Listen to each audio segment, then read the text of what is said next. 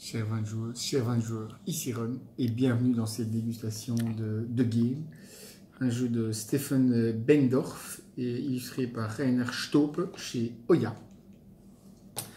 The Game, le duel bien sûr, hein, je ne l'ai pas dit au début, donc une déclinaison de The Game, le jeu bien connu, collaboratif, où on doit épuiser toute la pioche en se donnant des informations. Ici, variante, on est face à face, c'est un jeu pour deux, un duel. Le principe est exactement le même, donc on va être le premier à épuiser, enfin devoir être le premier à épuiser sa pioche, ou être le dernier à tenir, c'est-à-dire à pouvoir placer des cartes. Alors concrètement, chacun a une pioche, de 1 à 100, de 1 à 60, donc on commence avec une carte 1, une carte 60, et à son tour de jeu, on doit placer minimum 2 cartes, donc soit évidemment dans la colonne qui démarre du 1 vers le 59 de manière ascendante, soit dans la colonne, ou plutôt la ligne qui part du 60 vers le 2 de manière descendante.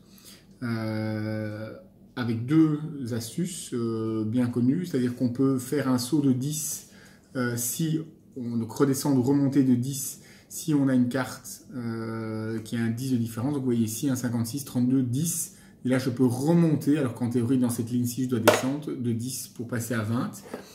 Et même chose dans l'autre sens éventuellement.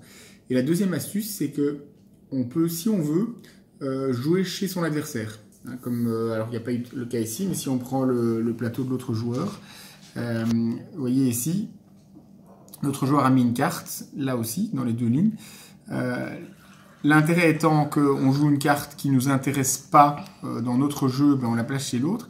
Mais pour pouvoir faire ça, on est obligé de mettre une carte qui intéresse l'adversaire, c'est-à-dire qui va à contre-courant du sens de la ligne. Donc ici, normalement, la ligne doit descendre. Donc plus je me rapproche du 2, plus la fin est proche pour moi. Et bien ici, mon adversaire, hop, ça a mis un 59, donc qui fait remonter ma ligne. Ici, ma ligne doit monter, et là, il a mis une carte qui fait redescendre. Évidemment, il faut jouer ça au bon moment. Et on peut jouer maximum une carte chez l'autre par tour, alors qu'on peut en jouer autant qu'on veut chez soi. Donc c'est minimum 2 en tout, dont maximum une carte chez l'autre, mais autant de cartes qu'on veut. On commence avec 6 cartes, et on n'en repioche que 2. Donc évidemment, si on en met 4 par exemple, ben, on n'en reprend que 2, et donc on aura potentiellement moins de choix.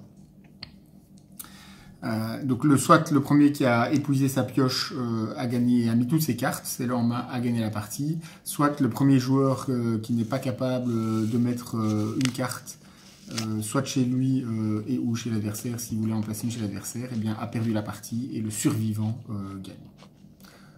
Rien d'autre à dire, hein, donc très très simple, les mêmes règles que de game, mais encore plus direct, puisqu'on est ici dans un duel et de manière compétitive.